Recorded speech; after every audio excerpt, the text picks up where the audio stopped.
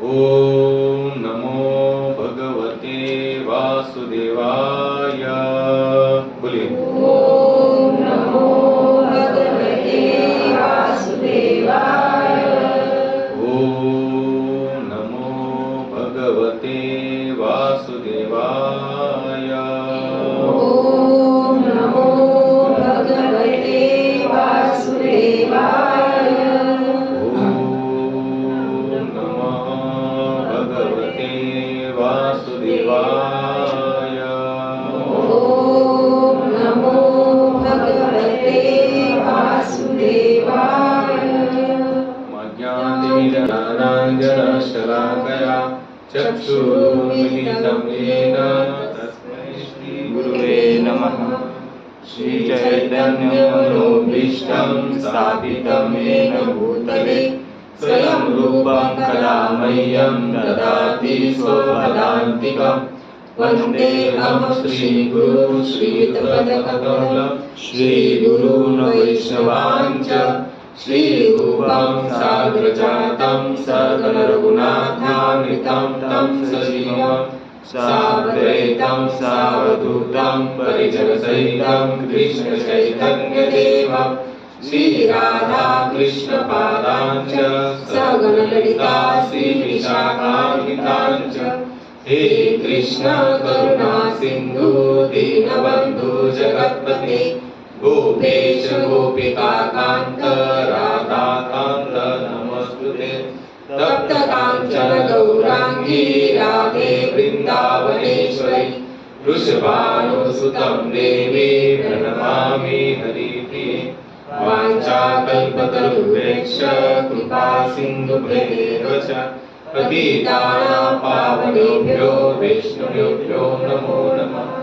जय श्री कृष्ण चैतन्य प्रभु नित्यानंद श्री अद्वैत गदाधर श्रीवासादि गौर भक्तवृंद।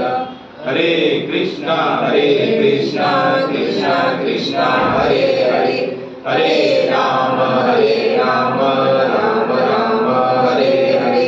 हरे कृष्णा कृष्णा कृष्णा हरे हरे हरे राम राम हरे हरे। हरे कृष्णा कृष्णा कृष्णा हरे हरे हरे राम राम हरे हरे। कृष्णाय वासुदेवाय देवकी नंदनाय च नंद गोपकुमाराय गोविंदाय नमो नमः। गोविंदाय नमो नमः। गोविंदाय नमो नमः। हरे कृष्णा। हरे कृष्ण। आज हम जिस श्लोक पर जो सेवा में जो श्लोक ले रहे हैं वो है अध्याय नंबर 9 और श्लोक नंबर 22वां है। मेरे पीछे पीछे दोहराने का प्रयास कीजिए। अनन्य चिंतयन्तो माम अनन्य चिंतयन्तो माम अनन्य चिंतयन्तो माम ये जना पर्युपासते ये जना पर्युपासते तेषां नित्यभियुक्तानां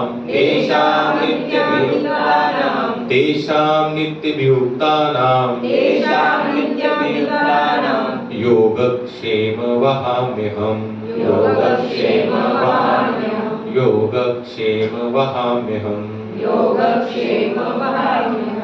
भगवान श्री कृष्ण इस श्लोक के अंदर बता रहे हैं अर्जुन को, हे अर्जुन, किंतु जो लोग अनन्य भाव से मेरे दिव्य स्वरूप का ध्यान करते हुए निरंतर मेरी पूजा करते हैं, उनकी जो आवश्यकताएं होती है उन्हें मैं पूरा करता हूँ और जो कुछ उनके पास है उसकी रक्षा करता हूँ। पूरे भगवद गीता में काफी सारे महात्मा ऐसे हुए संसार में जिन्होंने इस श्लोक पर बहुत चर्चा की है। अनन्य चिंतयन्तो माम ये जना पर्युपासते तेषां नित्यभियुक्तानां योगक्षेम वहाम्यहम्। अच्छा, आप लोगों ने योगक्षेम वहाम्यहम् ये शब्द कहीं पर देखा है संसार में? LIC निकाले आप लोगों ने? कलश में ऐसे हाथ है दो और उसके नीचे लिखा है योगक्षेम वाहन। यानी कि वो LIC की कंपनी बता रही है आप हमारा बीमा कंपनी निकाल लो, बीमा कर लो, हम पूरा आपका भार, लेकिन उसके लिए हमें क्या करना पड़ेगा? मरना पड़ेगा। क्या करना पड़ेगा? पहले मरना पड़ेगा। हम मरेंगे तो वो भार हमारा उठाएंगे, उसके पहले नहीं। लेकिन भगवान यहाँ पर स्पष्ट रूप से बता रहे हैं जो कुछ आपके पास है उसकी रक्षा करूंगा और जो आपकी आवश्यकता है उसे मैं प्रदान करूंगा। केवल करना क्या है? अनन्य चिंतयन्तो माम ये जना परिपासते तेषाम नित्य विमुक्तानां योगक्षेम वहाम्यहम्। अनन्य, ये जो शब्द है ना अनन्य, अनन्य का मतलब होता है बस इसके अलावा और कोई सहारा नहीं। हमने क्या किया है कि हमारे विश्वास है ना ऐसा हमने बांट दिया है, थोड़ा इधर थोड़ा उधर, थोड़ा इधर थोड़ा उधर, कुछ इस पर कुछ उस पर कुछ उस पर। भगवान कहते ऐसा नहीं चलेगा। आपको करना क्या है? पूरी तरह से समर्पण हो जाओ। कैसे? पूरी तरह से 100%। हम यहाँ थोड़ा भी अगर अनबैलेंस होंगे ना तो भगवान सोचते भाई इसका मेरे पर भरोसा नहीं है। विश्वास कैसे होना चाहिए? शास्त्र कहते हैं कि विश्वास ऐसा होना चाहिए कि इसके सिवा ध्यायते स्वप्नते जागृते, यानी कि ध्यान में भी, स्वप्न में भी और जागृत अवस्था में भी हमें केवल भगवान के सिवा दूसरा कोई भरोसा नजर ही ना आए। हमारा ऐसा नहीं बनता। हम पूरा संसार को छानने के बाद फिर कहते भगवान आप तेरे भरोसे। हमारा थोड़ा उल्टा हो जाता है। यहाँ वहां सब हर जगह पर देखेंगे कहाँ कुछ हो रहा है, नहीं हो रहा है, हो रहा है, नहीं हो रहा है, और अंत में जब निराश हताश हो जाएंगे फिर उसके चरणों में लोटपोट करेंगे। थोड़ा उल्टा हो रहा है हमारा। हमें ऐसा नहीं करना है। पहले भी भरोसा उस पर था, अभी भी है और जीवन के अंतिम क्षण तक उन पर रहेगा। अगर इस तरह का भरोसा है तो भगवान को देर नहीं हमारे पास आने के लिए। लेकिन हम क्या सोचते थे? कितने लोग भजन पूजन करते लेकिन क्या कहते? इतना सालों से कर रहे, इतना सब कुछ कर रहे, लेकिन अब तक हमें कोई अनुभूति नहीं हुई। क्या कारण है इसका? क्योंकि हमारा पूरा विश्वास जो भगवान पर होना चाहिए वो थोड़ा डामाडोल हो गया। कैसे हो गया? डामाडोल। और भगवान यहाँ पर स्पष्ट रूप से बता रहे जो आपके पास नहीं है वो मैं आपको प्रदान करूंगा और जो है उसकी रक्षा। अब मुझे पता इतना खुलकर बोलने वाला संसार में कोई योजना है या कोई सरकार है ऐसी जो आपको ये बता दे आपके पास जो नहीं है हम आपको देंगे और जो है उसकी रक्षा करेंगे? कोई नहीं कह सकता। लेकिन भगवान यहाँ पर स्पष्ट रूप से मेंशन करते हैं। देखिए जो भगवत गीता है ना ये स्वयं भगवान की वाणी है। क्या है? भगवान की वाणी। संसार में पता नहीं कितने सारे बुक्स आए, कितने लोगों ने किताबें लिखी और वो किताबें आज कहाँ जमा हो गई? इतिहास में। लेकिन गीता आज भी जैसी की तैसी ही है। आज भी हजारों करोड़ों लोगों का मार्गदर्शन ये जूनी नहीं हो रही है और ना कभी होगी, क्योंकि ये क्या है? भगवान की स्वयं साक्षात वाणी है। और वाणी भगवान नवनीतम है। भगवान का एक नाम क्या है? नवनीतम। वो हमेशा नए रहते। कैसे रहते हैं? नहीं। जैसे हम लोग क्या कहते हैं भगवान कृष्ण 5000 साल पहले इस भूतल पर आए, लेकिन वो 5000 साल नहीं, वो आज भी वही स्थान वही स्थिति बनी हुई है। क्योंकि भगवान किसे नित्य नवनीतम नित्यम भागवत सेवया। भगवान की सेवा कैसे होती है? नित्य होती है। वो कभी जूने नहीं होते। वो कल भी नए थे, आज भी नए हैं और आने वाले काल में भी नहीं रहेंगे। आप लोगों ने कभी सुना होगा श्रीमद् भागवत में कि अनंत कोटि ब्रह्मांड है। कितने हैं? अनंत कोटि। हम लोगों का इसका तालमेल हम लोग कभी इस यानी कि चमड़े के बुद्धि से हमें कभी पता नहीं चल सकता। लेकिन भगवान स्वयं कहते हैं अनंत कोटि ब्रह्मांड का नायक मैं हूं। केवल कृष्ण बता रहे जैसे हम इस ब्रह्मांड में रह रहे हैं ना, ये एक ब्रह्मांड है। एक अलग से ऐसा भी एक ब्रह्मांड है जहां पर कृष्ण का जन्म हुआ है। एक ऐसा ब्रह्मांड है जहां पर भगवान श्री राम जी का जन्म हुआ है। एक ऐसा ब्रह्मांड है जहां पर वराहदेव का जन्म अवतार हुआ है। यानी कि अलग अलग ब्रह्मांड में भगवान की लीला कैसी बनती रहती है? वो नित्य है, वो कभी समाप्त नहीं होती। इसलिए भगवान क्या है? नित्य नवनीतम। भगवान का नाम क्या है?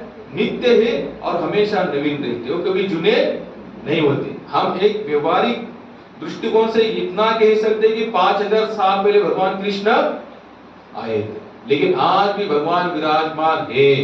वृंदावन में आप लोग भी जाएंगे तो सेवा कुंज निधिवन में आज भी राधा कृष्ण आते हैं। कितने लोग गए वृंदावन? वहां पर निधिवन करके एक स्थान है, वहां पर आज भी कृष्ण राधा नित्य लीला करने आते हैं। जो लोग कहते हैं ना आप हमको भगवान दिखाओ, भगवान कहाँ है, हमने देखा नहीं, हम उनको मानते नहीं, तो ऐसे लोगों को वहां जाकर छोड़ देना चाहिए निधिवन में। पता है ना आप लोगों को सेवापुर में क्या होता है? वहां पर जो रात को रहेगा, ठहरेगा, सुबह हमने रात को क्या देखा वो बताने की कंडीशन में एक तो पागल हो जाता है या फिर मर जाता है। जो लोग कहते ना हमको भगवान दिखाओ, ये दिखाओ, वो दिखाओ, कहाँ है, किसने देखा है, तो ऐसे को क्या करो, वहां जाकर छोड़ दो, क्योंकि भगवान की आज भी वहां पर लीला होती है। देखो, डर के मारे इंसान नहीं जा सकता। जैसे आप लोग कभी गए होंगे निधिवन वृंदावन में, सेवाकुंज में, दिन भर बंदर होती है, चिड़िया होती है, कितने सारे कीट पतंग जीव जंतु होते, लेकिन रात को जब लास्ट समय 10:30 बजे जो वहां पे जो सेवाधारी होते ना, वो जब अंदर आते चिल्लाते, जो कोई अंदर है बाहर निकलो, जो कोई अंदर है बाहर निकलो।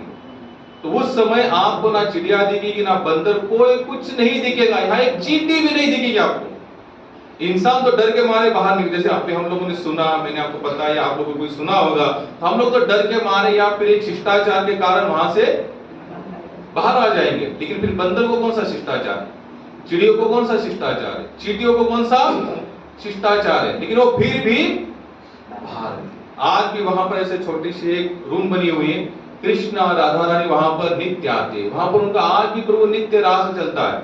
और वो ऐसा पूरा बंदिश नहीं है, आप लोगों ने देखा है, चारों ओर से वॉल कंपाउंड है, बंदर उस दीवार पर बैठते हैं लेकिन अंदर नहीं जाते रात। लेकिन वहां से भगवान की आज भी लीला चलती है। अंग्रेजों के जमाने में 2 अंग्रेज ऐसे थे जिनकी ड्यूटी यानी कि सेवा वहां पर लगी थी, वो वहीं पर सेवा दे रहे थे। तो कुछ पंडाओं ने, कुछ ब्राह्मण देवताओं ने कहा, देखो भैया, यहाँ पर रोज भगवान आते हैं, हम इसको मानते, तो वो कहते हम नहीं मानते इन सब बातों को। भाई, जिनको कोई संस्कृति थी नहीं, जिनके पास संस्कार थे ही नहीं, वो थोड़ी ना मानेंगे इन सब बातों को। तो वो दोनों अंदर रहे और सुबह उनकी डेड बॉडी हाथ में लगी। आज भी उनकी 2 समाधियां बाहर बनी हुई। अगर आप लोग फिर कभी जाएंगे तो बाहर के साइड में आप देखना, वहां पर दोनों की पूरी हिस्ट्री लिखी हुई है। लोग कहते हम नहीं मानते। वृंदावन में अश्वत्थामा नामक वन है प्रभु, आपने सुना होगा, अश्वत्थामक नामक वन। जैसे माता जी अभी आप जाकर आई ना, नर्मदा परिक्रमा, नर्मदा परिक्रमा का नियम ये है कि जो बंदा जो परिक्रमा करता है नर्मदा, पूरी परिक्रमा शुरुआत से लेके अंत तक एक बार स्वयं अश्वत्थामा उनको दर्शन देते हो। ये नियम है, अश्वत्थामा को ये सेवा सौंपी गई है, लेकिन हम साधारण जीव होने के कारण हम उनको पहचान नहीं सकते। तो अश्वत्थामा नामक वहां पर एक वन आज भी है, वो जो ब्रज 84 कहते ना, ब्रज 84, उसमें अश्वत्थामक नामक एक वन है। इंदिरा गांधी के समय में उन्होंने ऐसा अनाउंसमेंट कर दी, घोषणा कर दी कि इस वन को हटा दो, वहां पर हमको क्या करना है, गोल्फ मैदान करना है, गोल्फ खेलने के लिए मैदान करना है। तो काफी लोगों ने कहा, भक्त ने समझा, महात्मा ने समझा कि यहाँ पर आज भी अश्वत्थामा आते हैं। लेकिन भाई, जब सत्ता होती है ना हाथ में, तो फिर इंसान सोचने के मूड में, ना सोचने के मूड में होता है, ना सुनने के मूड में होता है। तो उन्होंने नहीं सुना, और एक रात जब उन्होंने पूरी जीसीबी, बड़े बड़े जो यंत्र सामग्री वहां पर लगा दी, प्रभु एक रात में जितना काट सकते उतना काट ले एक दिन में। और वही रात 2-2, 3-3 किलोमीटर के अंतर पर उनका वो जीसीबी ऐसे, जैसे बॉटल जैसे होते ऐसे तोड़ देते ना, वैसे टूट कर अलग जगह पर जाकर गिरे। तो तब वहां जाकर उन्होंने कहा, रोक दिया। आज भी ऐसी घटना है। क्यों ये सब घटनाएं क्यों बता रहे भगवान? आज उन्होंने देखो, अभी अक्षय तृतीया में बद्रीनाथ के द्वार खुलेंगे। जब बद्रीनाथ के द्वार बंद हो जाते हैं, कपाट जब बंद होते हैं, तो वहां पर जो सेवाधारी होते हैं एक दीप लगाकर आते हैं माता अंदर, एक दीप लगा आते हैं। प्रभु जी अक्षय तृतीया के दिन जब दरवाजे खोल दिए जाते हैं तो दीप वैसे की वैसे ही होता है। 6 महीना कौन उसके अंदर तेल डालता होगा? जैसे दरवाजा खोल दे तो ऐसा लगता है बस अभी कोई आकर झाड़ू मारकर साफ सफाई कर चलेगी। एक कूड़ा, कचरा कूड़ा एक कोने में पूरा जमा हुआ रहता है। मिलिट्री भी ऊपर से नीचे आती है। अभी हम जाते हैं, हर साल जाते हैं, भगवान की कृपा से मिलिट्री भी नीचे आती है, पूरा मंदिर बर्फ से ढक दिया जाता है। तो अंदर कौन जाता होगा 6 महीने के लिए? माता सरस्वती वहां से निकलती है और हमारे आंखों के सामने लुप्त हो जाती है। कहां से आती है किसको पता नहीं। गंगा मैया जहां से भेजती है, गंगोत्री गोमुख से, आज लाखों साल से अगर भागवत का आधार लिया जाए तो भागीरथी जी ने माता गंगा को स्वर्ग से धरातल पर बुलाया था। आज भी वही धारा कंटिन्यू बह रही है, नॉन स्टॉप। वहां पर कहीं भी पानी में कमतरता नहीं हुई। वो नल कौन सा है? शास्त्र कहते हैं विरजा नदी है ऊपर। जैसे यहाँ पर हमारी गंगा, यमुना, सरस्वती, गोदावरी, कृष्णा, कावेरी है, वैसे स्वर्ग में भी विरजा नदी, और विरजा नदी ही गंगा बनकर दिख जाए। कितने सारे साइंटिस्ट वहां पर गए कि इसका मेन स्रोत कहाँ है ढूंढने के लिए, लेकिन कोई ढूंढ नहीं पाया। ये चमत्कार क्यों रखे हैं? इसी श्लोक पर हमारा विश्वास बढ़े, इसके लिए ये श्लोक, ये चमत्कार भगवान ने रखे। भगवान स्वयं छाती ठोक कर कहते हैं कि सब पूरा भार मेरे पर सौंप दो, सब भार मैं आपका ग्रहण करूंगा। लेकिन करना क्या है? अनन्य। इस शब्द को थोड़ा ध्यान से सुनना। उसके सिवा और कोई सहारा, तभी जाकर भगवान हमारे पास जो चीज है उसकी रक्षा करेंगे, जो नहीं है उसे प्रदान कर। लेकिन चिंतन कैसे होना चाहिए? अनन्य। हम जब लोगों को कहते या संत हमें कहते तो हम लोग क्या करते? हम अपनी समस्या लोगों को बताना शुरू कर देते। समय नहीं है, सुबह से लेकर शाम तक हम ये करते वो करते, भजन कब करेंगे? अगर भगवान 2 मिनट के लिए इतना कह दे कि मेरे पास भी समय नहीं है, मैं तुमको ऑक्सीजन नहीं दे रहा, 2 मिनट, ज्यादा नहीं, कितना?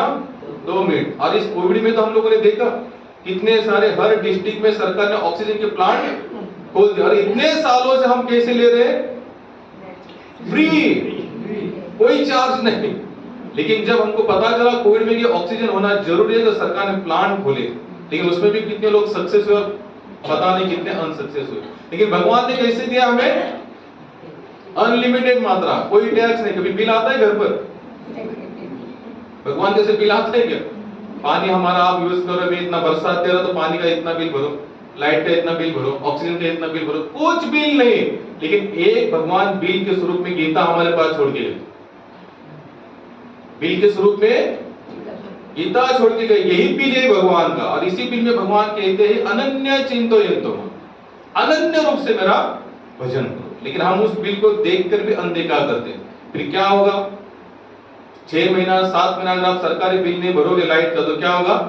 काट दिया जाएगा। तो ऐसा ना हो जाए कि हमारा भगवान हमारी सप्लाई भी काट दे, सांस लेने है। तो इसलिए हमको प्रयास यही करना चाहिए, अनन्य चिंतयन्तो। प्रश्न ये नहीं कि हमारे पास समय है कि नहीं।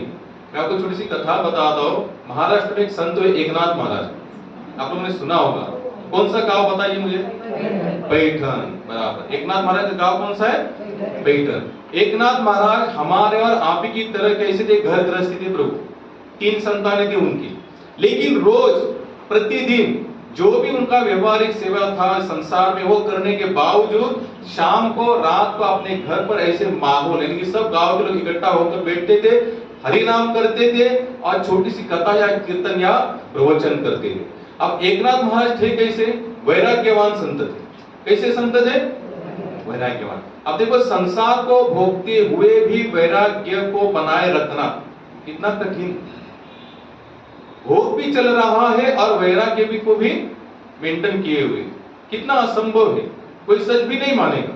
अगर कोई राजा ये कहे कि अब मैं संतुष्ट हूं, अब मैं सन्यासी हूं, और बेटा कहां पर है? राज सिंहासन पर, तो क्या उसको प्रजा मानेगी ये सन्यासी है? क्योंकि वो तो भोग रहा है, तो उसे कौन सन्यासी कहेगा? तो एकनाथ महाराज दिन प्रतिदिन ऐसे नाम कीर्तन करते थे और शाम को सभी गांव के लोग इकट्ठा बैठे उनके आंगन में और वो हरि कथा करते थे। अब हरि कथा करते समय उनका एक ही विषय होता था चर्चे का। कौन सा विषय होता था? संसार में कोई किसी का नहीं है, क्षणभंगुर जीवन है, थोड़े समय के यहाँ पर हम लोग कैसे हैं, एक दूसरे को मिले हुए, यानी कि एक जर्नी चल रही है ट्रेन में, कुछ लोग मिलते हैं आपस में, चाय पानी होती है, जिसका जो स्टॉप है वो वहां पर उतर कर चला जाता है और हम हमारे स्टॉप पर उतर जाते हैं। तो एकनाथ महाराज रोज वही कथा, वैराग्य की कथा, वैराग्य की कथा, वैराग्य की ही कथा कहते थे। तो एकनाथ महाराज की जो पत्नी थे, उनके मन में एक बार आया कि हमारे पतिदेव ये तो साधारण लोगों जैसा हमारे साथ व्यवहार करते हैं। अब देखो 3 संतानें हैं, उनका व्यापार भी है, सब कुछ चल रहा है, संसार का जो आदान प्रदान है ना एज इट इज चल रहा है। लेकिन भाषा कौन सी उनकी? वैराग्य की। रोज वैराग्य, पूरा वैराग्य, यानी कि कोई किसी का नहीं है। एक बार उनके पत्नी के मन में ये प्रश्न आया कि शायद मेरे पति देव है कुछ और संसार को बता कुछ रहे और, यानी कि वो खुद तो इतने वैराग्य मुझे लगते नहीं। क्यों? वो तो हमारे साथ रहते हैं, साधारण इंसान जैसे पति पत्नी साथ में रहते हैं तो वैसे ही साथ में रहते हैं, और हमेशा रोज लेक्चर कौन से देते हैं? प्रवचन वैराग्य का। तो उनके मन को वो प्रश्न रोज खाए जा रहा था, खाए जा रहा था, खाए जा रहा था। किस सोच में खाए जा रहा था कि शायद ये झूठ बोल रहे हैं। क्या सोचती थी वो? शायद हमारे पतिदेव झूठ बोल रहे हैं, क्योंकि ये तो इतने वैराग्य है नहीं, फिर ये संसार को इतना वैराग्य क्यों बता रहे हैं।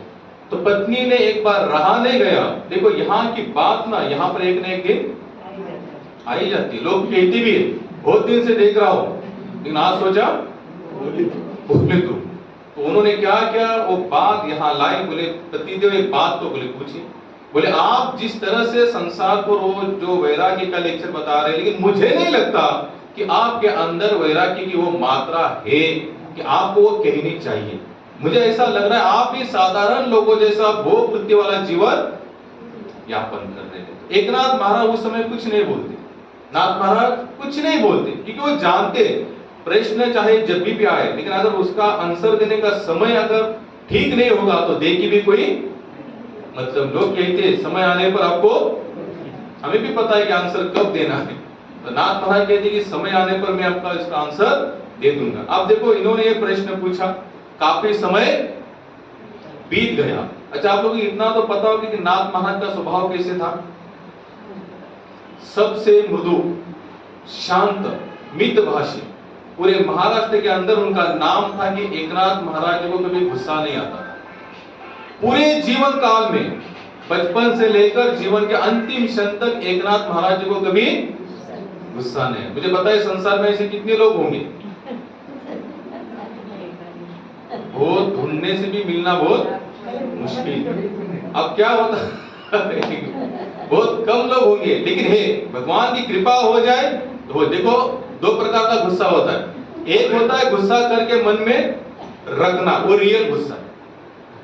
एक होता है गुस्सा करके उस बात को भूल जाना और फिर आदान प्रदान करके गले लगकर फिर अपना जीवन यापन करना। इसलिए संत कहते साधु का राग पानी का डाल।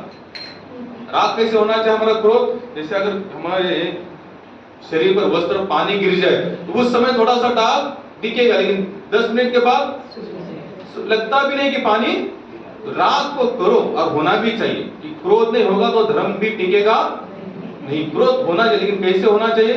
पानी के दाग जैसे। किसी के साथ अनबन हो गई तो 10, 20, 25 दिन के बाद खुद जाकर उससे मिलो, बोले भाई क्षमा करो, अगर लगता है हमसे गलती हुई तो आप क्या करो, हमें क्षमा करो। तो ऐसे गुस्से से हमारा कभी नुकसान, लेकिन आप उसको कंटिन्यू यहाँ पर उसका एक डिपार्टमेंट बना दोगे ना तो फिर खत्म, हमारा भी जीवन खत्म, हमारा सुख भी खत्म हो जाएगा। उसको रखो नहीं, उसको तुरंत क्या करो, भड़ा उसको बाहर निकालो। तो एकनाथ महाराज जी का ऐसा नाम था पूरे महाराष्ट्र में। अब तो जानते हैं अगर किसी के पास कोई चीज होती है तो उसके ऊपर जलने वाले भी उतने ही लोग होते हैं। उस गांव में कुछ ऐसे लोग थे, वो सोचते कि हमारे इस गांव के पैठणवासी एकनाथ महाराज जी का बहुत नाम हो चुका है कि इनको कभी गुस्सा नहीं आता। तो उनको ये गुस्सा नहीं आता, यही नाम से वो पहचानने लगे। तो गांव के कुछ लोग थे, उनको जलस ये हो रही थी इनका इतना नाम क्यों। तो उन 4-5 लोगों ने सोचा, ठान लिया कि हम लोग नाथ महाराज को गुस्सा ला कर रहेंगे। कुछ ऐसे भी लोग होते हैं, कोई कारण नहीं, लेकिन फिर भी करते रहते कुछ ना कोई उलट पुलट उलट पुलट। तो लोगों ने 4-5 लोगों ने ठान लिया कि भाई नाथ महाराज को गुस्सा जैसे जैसे करके लाना ही लाना है। अब इन्होंने सोचा इनको गुस्सा कैसे लाया जाए।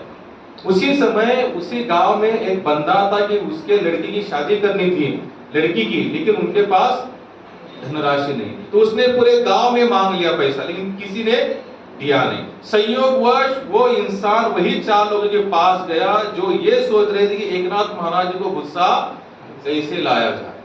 वहां जाने के बाद बोले मुझे थोड़ी पैसे की धनराशि की आवश्यकता है तो आप देंगे? तो चारों ने सोचा, बोले ये मौका है, हम इसी को बलि का बकरा बनाएंगे। बोले देंगे, आपको जितना पैसा चाहिए देंगे, हमारा भी एक काम है।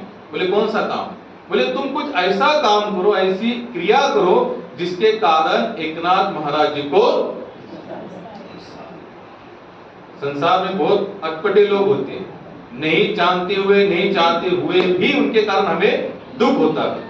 लेकिन जैसे अभी बात निकली ना हमारी कि मनुष्य लोग के ऋणानुबंधन, हम लोगों का कुछ ऋण है, हमको चुकता करना पड़ेगा। अब उसने ठान लिया कि मैं जैसे तैसे करके एकनाथ महाराज को गुस्सा लाऊंगा। तो पैठण में नदी बहती है, कौन सी? गोदावरी, आज भी बहती है। अगर आप लोग पैठण में देखेंगे कि नाथ महाराज जी का घर भी आज भी वहीं पर है, गोदावरी के तट पर। तो एकनाथ महाराज रोज गोदावरी में स्नान करते थे, त्रिसंध्या करते थे। ब्राह्मण तो थी सुबह, दोपहर और शाम की। तो एकनाथ महाराज सुबह सुबह गोदावरी के तट पर स्नान करने गए। तो ये बंदा उसी रास्ते के पेड़ पर ऊपर बैठ गया। इसने सोच लिया कि नाथ महाराज जैसे ही स्नान करके आएंगे, ऊपर से मैं थूकूंगा। हम सोच सकते हैं कि आज के यहाँ पर जैसे हम गाड़ी में बैठे ना, गाड़ी में अगर कोई समझा हम बाइक लेके चल रहे, बड़ी बस जा रही है और किसी ने थूक दिया और हमारे ऊपर गिर पड़ा, हम क्या करेंगे? नाथ महाराज को याद करेंगे या रावण को याद करेंगे? रावण अपने आप याद आ जाएगा, चलो गाड़ी के आगे गाड़ी लगा दो, उसकी खींचो, दो घुसे मारेंगे। नाथ महाराज स्नान करके ऊपर आए, ऊपर से थूका, नाथ महाराज ऊपर देखे, बस यही रिएक्शन और कोई रिएक्शन नहीं। फिर गोदावरी में आए, फिर स्नान किया, फिर आए, फिर ऊपर से थूका, फिर चले गए। ऐसे करते करते पूरा दिन चला गया। नाथ महाराज थके नहीं, एक शब्द से भी उनको कुछ उल्टा सुल्टा कहा नहीं। अब जो थूकने वाला था ये थक गया। शाम के समय बेचारा नीचे उतरा, बोले महाराज आप किस धातु के बने हुए? बोले मैं दिन भर थूक रहा हूं, आपने दिन भर स्नान कर रहे। नाथ महाराज ने उसी के चरण पकड़े, उसी के चरण पकड़े। बोले क्यों? बोले आपके कारण, पता नहीं मैं पूरे जीवन में कभी इतने बार स्नान करता या नहीं करता, लेकिन दिन भर स्नान केवल आपके कारण हुआ, गोदावरी मैया का पुण्य मुझे मिला। अब ये भी पूरा इकट्ठा था, इसने भी ठान ही लिया था कि नाथ महाराज तुम्हें गुस्सा लेकर लाऊंगा। एक बार नाथ महाराज अपने घर में भगवान का श्रृंगार कर रहे थे। जैसे हम लोग, जैसे आपने देखा पहले जमाने में जो घर थे, घरों में अंदर के कोने में भगवान का अल्टर होता था, यानी कि भगवान का घर का होता था कहीं अंदर के रूम में होता था, बाहर हॉल में नहीं होती थी। तो नाथ महाराज अपने अंदर के रूम में भगवान की सेवा कर रहे थे, सुबह सुबह की सेवा कर रहे, श्रृंगार कर रहे थे, आरती कर रहे थे। अब इसने सोचा आप इस बार मैं कुछ ऐसा करूंगा कि जिससे नाथ महाराज जी को गुस्सा। इसने क्या किया? वो डायरेक्ट चप्पल पहनकर नाथ महाराज के अल्टर तक, यानी जहां भगवान का निवास स्थान था वहां तक चला गया।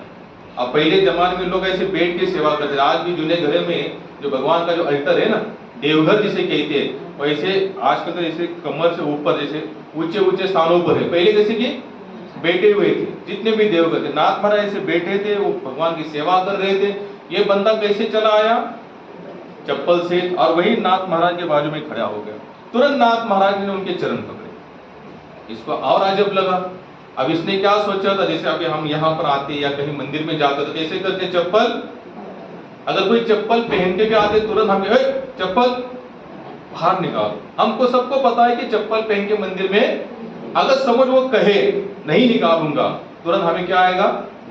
गुस्सा। बोले समझते नहीं भगवान का मंदिर है, चप्पल बाहर निकालो। नाथ महाराज जी का उल्टा प्रोग्राम हो, उन्होंने तुरंत चरण पकड़े। अब इसको कोई समझ में नहीं, बोले इसने नाथ महाराज हमारे चरण क्यों पकड़े? तो तुरंत कहता है महाराज आपने चरण क्यों पकड़े, आपको तो गुस्सा आना चाहिए। तो नाथ महाराज कहते हैं कि आपका भाव, आपकी श्रद्धा और आपका भगवान के प्रति जो ओढ़ है, जो प्रेम है, इसे देखकर मुझे लगा कि आपके चरण पर। बोले क्यों? बोले मैं रोज, मुझे इतना तो भान होता है, इतना तो मुझे यानी कि भान होता है कि चप्पल को बाहर निकालकर भगवान के मंदिर, लेकिन आप भगवान के प्रेम में इतने ओतप्रोत हो कि आप चप्पल निकालना भी भूल गए।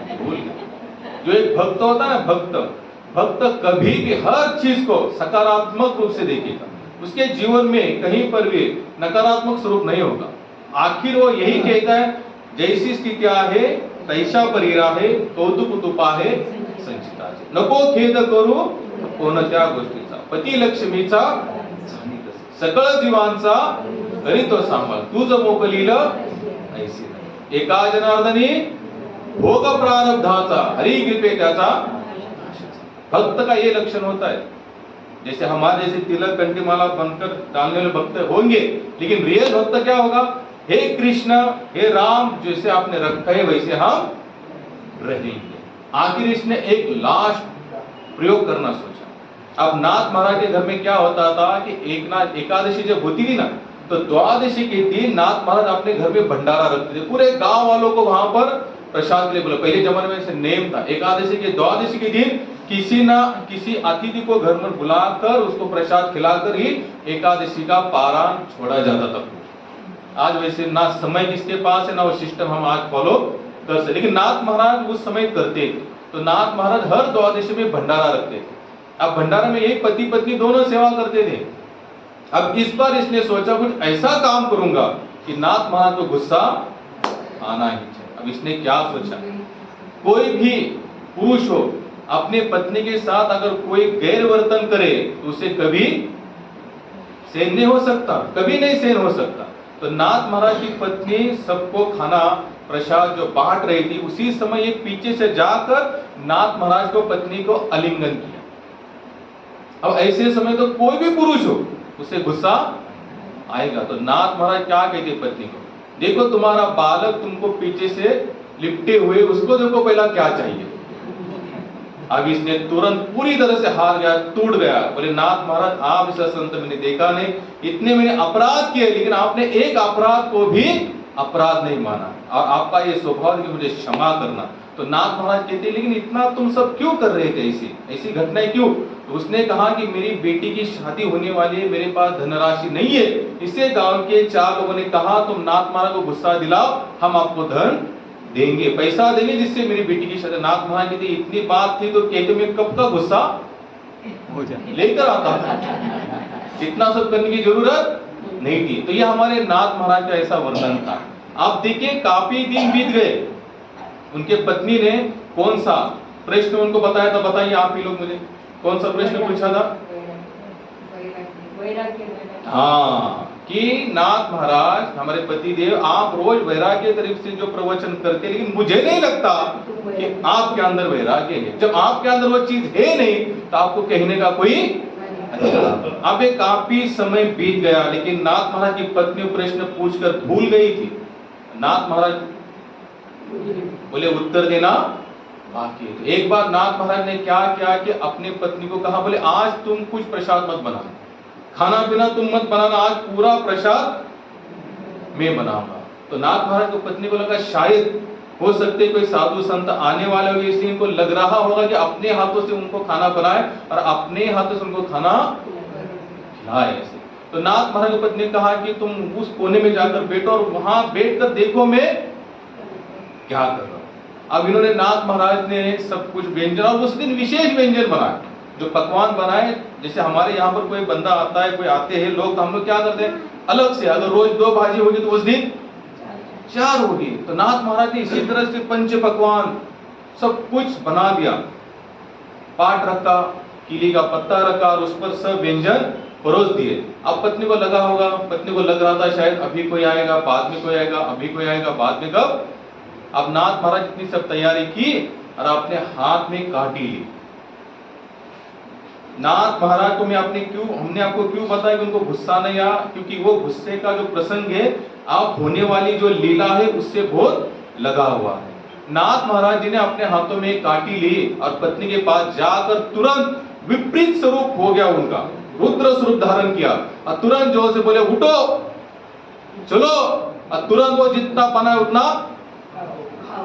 पूरे जीवन काल में पत्नी ने नाथ महाराज का इतना बड़ा आवाज सुना नहीं था। अगर हमारे पति जो अचानक से गुस्से, हमें भी लगता है ना क्या हुआ, कुछ हुआ तो नहीं, इनको अचानक गुस्सा क्यों है। अब नाथ महाराज की पत्नी वहां बैठी थी, नाथ महाराज ने हाथ में काटी ली और जोर जोर से तो चिल्ला रहे, बोल रहे, चिल्ला रहे, बोल रहे। इतने में उनके आंखों से अश्रु की धारा बहनी, क्योंकि पत्नी ने ये स्वरूप कभी, पत्नी ने क्या पूरे संसार ने वो स्वरूप कभी देखा नहीं था। अब कोई बंदा अचानक ऐसे करे तो हमें भी टेंशन आता है ना, भाई ये तो बहुत शांत है, सरल है, मितभाषी है, मृदु है, और अचानक इनको इतना गुस्सा ऐसा है। तो पत्नी, अब भाई पति का आदेश था, तो पत्नी जैसे तैसे रोते रोते रोते रोते वो जहां पर जो प्लेट बनाई थी वहां पर आकर बैठ गई।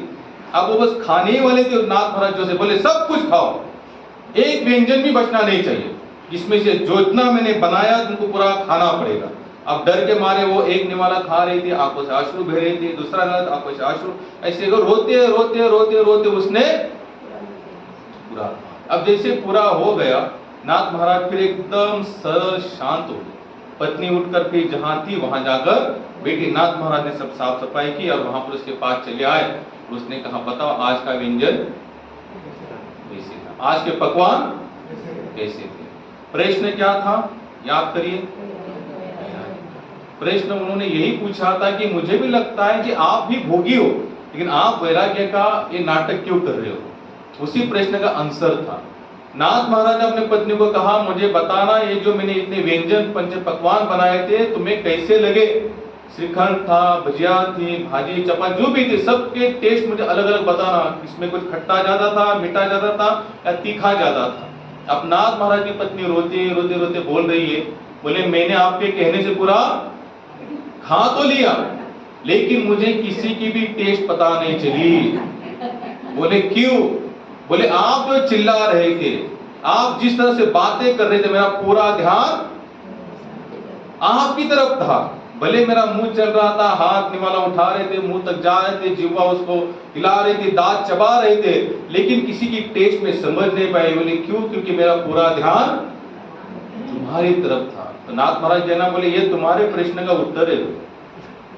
क्या कहा नाथ महाराज ने कि तुमने पूछे हुए प्रश्न का उत्तर। बोले कौन सा प्रश्न। तो नाथ महाराज याद दिलाते कुछ दिन पहले तुमने मुझे प्रश्न किया था, मैं रोज वैराग्य का लेक्चर देता हूँ या प्रवचन करता हूँ, लेकिन तुमने कहा था मैं भी शायद भोगी हूँ, तो मुझे ये बात कहने की अधिकार नहीं है। तो नाथ महाराज कहते हैं उसी तरह से तुम्हें भले मैं लग रहा हूं मैं भोगी हूं, मैं संसार में रह रहा हूं, पत्नी बच्चे व्यवहार सब कुछ हो रहा है, लेकिन मेरा पूरा ध्यान किस पर है, प्रभु पर है। मेरा पूरा ध्यान भगवान पर है। उसी तरह से भगवान यही हमको समझाते अनन्य चिंतयन्तो। मुझे अभी माता जी ने कहा, जैसे हम उनको पता है हम मंडे के दिन आ रहे तो शायद आपका हाना हाना चल रहा था, लेकिन उनके जो सुपुत्र है, मुझे नाम पता नहीं, उन्होंने क्या कहा, चाहे कोई हो ना हो उनको देख लेना, यही स्वभाव और यही व्यवहार हमें अंत समय हमारा मिटा होगा। तुकाराम महाराज बताते हैं यादसाठी केला होता अट्टहास शेवटचा दिस गोडवा। याद रखना ये जो पूरी गीता है ना, ये कोई साधारण नहीं है। लोग कहते हैं हमने 2 बार पढ़ी, हमने 3 बार पढ़ी, हमने 4 बार, इसको पढ़ते रहना। अगर आप ध्यान लगाकर मन से कुछ ढूंढने के हिसाब से पढ़ेंगे तो आपको हर एक श्लोक रोज नया कुछ ना कुछ देगा, रोज नया कुछ ना कुछ देगा। लेकिन उसके लिए हमारा पूरा विश्वास होना जरूरी है। और भगवान ने क्या कहा, अनन्य। जैसे नाथ महाराज कैसे थे, व्यवहार तो सब कर रहे थे, लेकिन उन्होंने कभी ये नहीं कहा भगवान को, भगवान मेरे पास समय नहीं है, भगवान मेरे पास इतना सब संसार का काम है, मैं आपको उतना समय ना। अरे भाई हमारा अपना पर्सनल समय है भी कौन सा। एक महात्मा भजन गाते हैं, रे मन मुसाफिर निकलना पड़ेगा, काया कुटी खाली करना पड़ेगा, चमड़े के कमरे को तू क्या संभाले, जिस दिन घर का मालिक निकाले, इसका किराया तो भरना पड़ेगा। क्या कहते, हे मन थोड़ा सा सोचो, ये चमड़े का जो कमरा है, इसका जो मालिक है, जिस दिन हमें यहां से बाहर निकाल देंगे उस दिन हमें क्या करना पड़ेगा, इसका किराया भरना पड़ेगा। आगे कहते हैं, आएगी नोटिस जमानत ना होगी, पल्ले में अगर कुछ अमानत ना होगी, फिर होके कैद तुझे चलना पड़ेगा, काया कुटी खाली करना पड़ेगा। रेमन मुसाफिर, हम कैसे यहाँ पर मुसाफिर है, हमारा यहाँ पर कुछ नहीं शाश्वत, कुछ समय है, उस समय तक हम यहाँ हम रहेंगे, लेकिन एक दिन नोटिस आएगा। हम सबको नोटिस आया, वैसे कितने लोगों को नोटिस आया, सबको 3 नोटिस आती है प्रकृति के माध्यम से, लेकिन भेजने वाले भगवान होते हैं। बालों को सफेद होना ये पहली नोटिस है कि हमारा अब एज कैसे हो रहा है, नीचे की तरफ जा रहे हैं, दांत चले जाते हैं, आंखें डैमेज हो रही है, ये नोटिस किसकी है, भगवान ने तो भेजी हुई नोटिस है, अब तो सुधर जाओ। महाराज दशरथ जी ने एक बार आईने में देखा तो उनके दाढ़ी का एक बाल सफेद दिखा उनको। क्या दिखा, उसी दिन उन्होंने सोचा बुढ़ापा मुझे घेरते शुरू हो रहा है, यानी कि वृद्ध पर नजदीक आ रहा है, उसी दिन उन्होंने डिसीजन लिया, मैं राम जी को सिंहासन पर अधीन करूंगा और मैं वानप्रस्थ के लिए, भगवत भजन के लिए, भगवत प्राप्ति के लिए निकल जाऊंगा। हमारा बुढ़ापा पूरा निकल जाता है, फिर भी हमारी आंखें नहीं खुलती, फिर क्या होगा हमारा? मुश्किल है, बहुत बहुत मुश्किल है। रामदास स्वामी है, समय है ना आप लोगों के पास? और 10 मिनट लूंगा, ज्यादा नहीं। रामदास स्वामी का एक एग्जांपल आपको बताता हूं। उन्होंने 10 साल से लेकर 100 साल तक हमारी आयु कैसी बीतती जाती है उन्होंने बताया है। मेरे पीछे पीछे बोलने का थोड़ा सा प्रयास करना, बोलिए सावध सावधान, सावध सावधान, वाचे बोला राम नाम, वाचे बोला राम नाम, 10 वर्ष बालपण, 10 वर्ष बालपण, 20व्या वर्षी तारुण्य, 20व्या वर्षी तारुण्य, अंगी भरला मदन, अंगी भरला मदन, मग कैसे राम नाम। मग कैसे राम बता रहे सावध सावधान, वाचे बोला राम नाम, 10 वर्ष बालपन, 20 वर्ष तारुण्य, अंगी भरला मदन, मग कैसे राम नाम। उन्होंने 10 साल से लेकर 100 साल तक पूरा कैलकुलेशन करके बताया हमारा जीवन कैसे। अब उन्होंने 10 और 20 का बताया। 10 साल हमारे खेलकूद में चले गए, 20 साल में हम जवान हो जाते हैं। तो जवान होने के बाद अलग ही सपना, अलग ही जगत होता है हमारा, किसी की सुनने की, किसी सबके साथ होता है वो, क्योंकि कुछ करने का एक नया एक क्या होता है, एक मोड होता है हमारा, कुछ किया जाए। अब 20 साल में कैसे होती है कि सुनने की कोई ताकत रहती नहीं, ताकत होती है लेकिन थोड़ा जोश होता है ना, तो हम कुछ भी कर सकते। 20 वर्ष तारुण्य, अंगी भरला मदन, मग कैसे। अब 20 साल तक भी कोई राम नाम नहीं हुआ। 30ची होती भरती, कन्या पुत्र अति प्राप्ति, उत्पन्नाची पडे भ्राती, मग कैसी ईश्वर प्राप्ति। अब 20 साल के बाद 20 और 30 के बीच में उसकी शादी, बात तो चलती है ना घर में, फिर बच्चा 20 साल के आगे निकल जाए, बिटिया 20 साल के आगे, तो उसकी शादी की बात चली और 30 साल तक शादी हो जाती है, पर उसके एकाध संतान हो जाती है। 30ची होती भरती, कन्या पुत्र आदि प्राप्ति, उत्पन्नाची पडे भ्रांति, मग कैसी। आप देखो बच्चे होने के बाद, संतति होने के बाद, फिर बच्चों का फ्यूचर, उनके लिए कैसे कुछ जमा किया जाए, कैसे इकट्ठा किया जाए, इसी के चक्कर में हम लोग 10 गया, 20 गया, 30 गया, 40 होती डोळा 40 लागती, दिसे नासे झाले काही नेत्रे भूलही पडली। अब 40 के बाद क्या होता है, हमारी इंद्रियां थोड़ी शीतल होना शुरू हो जाती है। 40 के बाद क्या होती है, जो शरीर का जो होता है ना, 20 साल में जो तरंग होती है, 40 के बाद थोड़ी वो क्षीण होती जाती है। 40 होती डोळा 40 लागती, दिसे नासे झाले काही नेत्रे भूली पडली। अब 40 साल के बाद इंद्रियां थोड़ा थोड़ा सहयोग करना, आंखें कमजोर होना शुरू हो जाती है, फिर हमें क्या लगता है, चश्मा। सभी की अवस्था है हम सभी। अब 40 साल तक कहीं पर भजन हुआ नहीं। आगे कहते 50 वर्ष होती हलती दाताच्या पंगती, काळे केस शुभ्र होती त्यास म्हातार म्हणती। क्या कहा, 50 होने के बाद 50 में एक लास्ट में जो होता है अंत की दाढ़ कहते हम, वो हिलना, काम करना बंद कर देती है, वो हिलना शुरू हो जाती है। हलती पंगति, जो पंगत है ऊपर 16 ऐसे 32 लोग बैठे हुए, एक कमजोर होते जाते हैं। फिर हमारे बाल सफेद होना शुरू हो जाते हैं, तो हम लोग क्या कहते हैं, वो बूढ़े, क्या कहना शुरू कर देते हैं। लेकिन कोई भी तैयार नहीं है बूढ़ा बनने के लिए। काले हरे नीले पीले होकर हम फिर सामने आते हैं, हम कोई बूढ़ा नहीं है, ये सोच के चलते हैं। 10, 20, 30, 40, 50। आगे सोचिए, सुनिए। 60ची बुद्धी नाटी, हाथी घेऊन काठी, वसा वसा करती कारटी। एक कारटी का मतलब कौन है पता है, हमारे नाते पोते।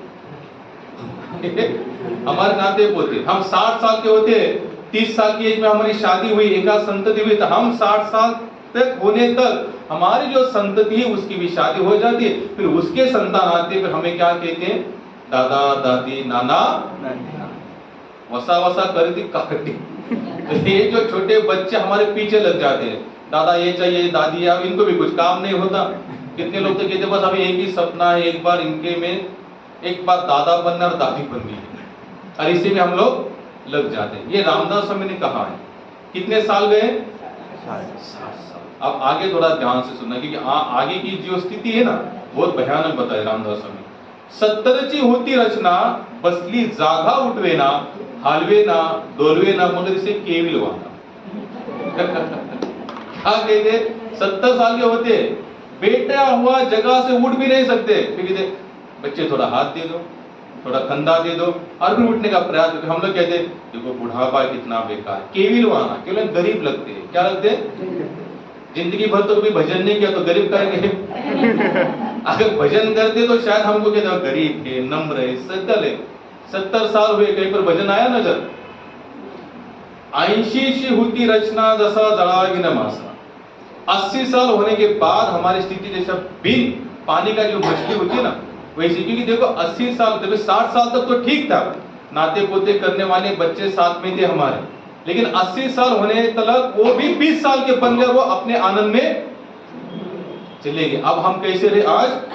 अकेले, बिन जैसा नहीं, बिना पानी का जैसे मछली कैसी तड़पती है, उसको बाहर निकालो, उसको सोने की गद्दी पर बिठाओ, क्या सुखी हो पाएगी वो? ना, उसके लिए पानी ही जीवन है। कुछ साथ में नहीं है हमारे, बस देखते रहते हैं कौन आएगा कौन जाएगा। इसे बहुत कम घर होंगे जहां पर वरिष्ठ लोगों का सम्मान किया जाता है, लेकिन आज देखो वृद्धाश्रम कितने बने माता भाई। हम नासिक में है, वहां पर धार्मिक शहर है, वो वहां पर तो आश्रम की संख्या कम है प्रभु, वृद्धाश्रम की संख्या आज ज्यादा है। हम वृंदावन जाते, मथुरा जाते, कितने लोग हैं जो माता पिता को लाकर छोड़ देते हैं। क्या फायदा फिर इसका? 80 साल तक कहीं पर भजन नहीं हुआ, अब 90 और 100, केवल बच्चे कितने? 20 साल। ये तो 100 साल का उन्होंने बताया हुआ है। हम लोग जिएंगे कि पता नहीं, हम 100 साल तक जाएंगे कि नहीं जाएंगे।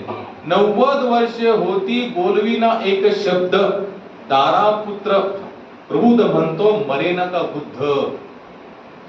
90 साल हो जाने के बाद शरीर पूरी तरह से जीर्ण हो गया। आपने कभी देखा होगा 90-95 साल के जो लोग होते हैं उनकी चमड़े ऐसे नीचे चली आती है, दांत, नाक, होठ सब ऐसे जमा हो जाते हैं। बोलवी ना एक शब्द, दारा पुत्र प्रबुद्ध भंतो मरे न का बुद्ध। फिर वो जगह पर ही मल मूत्र त्यागना शुरू कर देते। आखिर समाज के लोग, घर के लोग ही कहते शायद इनके प्राण छूट जाए तो अच्छा। ये कौन कह रहे? जिनके लिए पूरा जीवन हमने बताया, सब कुछ उनके लिए हमने किया, आखिर वही भगवान को क्या प्रार्थना कर रहे? हो सके तो भगवान इनको जल्दी से मुक्ति दिला दो। अब देखो केवल जगह पर मल मूत्र त्याग रहे, इसलिए वो कहते अब उसी घर में समझ लो 2, 3, 2.5 साल का बच्चा, वो भी जगह पर ही मल मूत्र त्यागता है, क्या उसके लिए ये भावना बनती है? क्या प्रार्थना है भगवान ये बच्चा जगह पर मल मूत्र त्याग करे, इसको उठा लो? लेकिन एक बूढ़ी इंसान के लिए हम ऑटोमेटिक हमारे मन से ऐसी भावना अपने आप चली आती। बोले क्यों? बोले इसको चूस लिया है, ये खत्म हो चुका है, इसको चूसना। यही संसार का नियम है, यहाँ ज्यादा और कुछ नहीं है। और लास्ट में अंतिम में रामदास स्वामी कहते दशमान पुत्र झाला परी वाया गेला, रामदास त्यास बोले वेगे सावधान झाला। बहुत अच्छी लाइन बताई लास्ट में, क्या कहा? दशमान। दशमान का मतलब होता है 100 साल हुए इसको, दशमान पुत्र झाला परी वाया गेला। क्यों? रामदास त्यास बोले वेगे सावधान। जब समय था तब सावधान नहीं बने। हम कथा में गए, राम कथा, भागवत संतों के संग में बैठे, लेकिन नाम के प्रति हमारा विशेष कोई प्रेम जागृत नहीं हुआ, नाम के प्रति कुछ करने की हमारी तैयारी, तो फिर वहां बैठकर जाकर भी क्या मतलब? अगर संतों के साथ बैठते, उठक बैठक करते, वहां पर भागवत कथा सुनते, सत्संग करते, तीर्थाटन करते, तो कोई संकल्प लेके चलिए। क्या लेके चलिए? जीवन में आज तक जो गया, जो पास्ट गया उसको छोड़ दो। एकमात्र भगवान ही ऐसे जो हमारा पास्ट नहीं देखते। मतलब संसार में हमारा भूतकाल देखने के बाद ही वर्तमान में कोई हमसे संबंध बांधने के लिए तैयार होता है, लेकिन भगवान हमारा भूतकाल नहीं देखते, इसलिए उनका नाम है परम दयालु। क्या नाम है? परम दयालु। तो यही भगवान गीता में कहते हैं कि भैया क्या करो? अनन्य चिंतयन्तु। ये जना, आप सबको लगता है कि हमारा कोई आधार स्तंभ होना चाहिए, हमारा कोई भार उठाए। संसार में कोई किसी का भार नहीं उठा। बड़े बड़े बैनर बाहर लगते नेताओं के, हमारे आधार स्तंभ, कोई किसी का आधार स्तंभ नहीं। भैया यहाँ पर सबके आधार केवल परमात्मा है। अगर उसको पहले ही प्रेम से समर्पण हो जाओ तो भगवान का काल स्वरूप हमें अंतिम क्षण में नहीं दिखेगा। गीता में भगवान कहते हैं हे अर्जुन, मेरे 2 स्वरूप है, एक तो चतुर्भुज नारायण स्वरूप और दूसरा काल स्वरूप। काल स्वरूप हमको किसी को अच्छा नहीं लगता, लेकिन चतुर्भुज नारायण का रूप शंकर चक्र गदा पद्म सबको अच्छा लगता है। तो वही स्वरूप अगर अंत समय में देखना है तो जब तक प्राण है तब तक पूरी तरह से वहीं पर खुद को, ज्यादा समय नहीं लूंगा, इतना कहकर हम हमारे वाणी को विराम करते हैं। बाकी मैं श्याम सुंदर प्रभु जी, पुष्पा माता जी, इन सब का आभार व्यक्त करता हूँ। उसके बाद हमारे अरुण जी भी वहाँ से चले आए, या आप सब लोग भी आए यहाँ पर नाम कीर्तन सुनने के लिए, इसलिए हमें भी आनंद